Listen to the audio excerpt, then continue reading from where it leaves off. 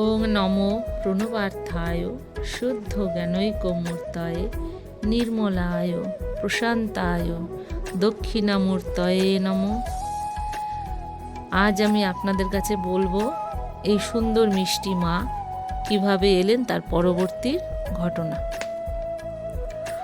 ওই রটন্তী পূজার পূর্ববর্তী রবিবার ৩রা মাঘ শ্রী শ্রী মায়ের আগমন অভাবিতভাবে চিতপুর গড়ানহাটা নিবাসী জুয়েলারি দোকানদার বসাক মহাশয় শ্রী শ্রী মায়ের ওই বিগ্রহ এনে তাদের বাড়িতে প্রতিষ্ঠা করেন, কিন্তু তার স্ত্রী ও পুত্রগণ সকলে আপত্তি জানায়।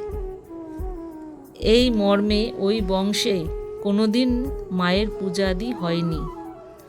এই নিয়ে পারিবারিক অশান্তি শুরু হয় এবং ব্যবসায়ও মন্দা দেখা দেয়।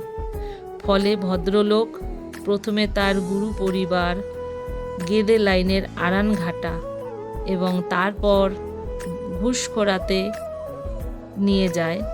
পরে ২-৩ জন সাধুর কাছে ওই বিগ্রহ নিয়ে যায়, কিন্তু তারা কেউই ওই মূর্তি রাখতে সম্মত হন নাই। তাই বসাকবাবু মায়ের ওই মূর্তি বিসর্জন দেবার জন্য মনস্থ করেন। কলকাতার বাবুঘাটে নৌকা ঠিক করেন।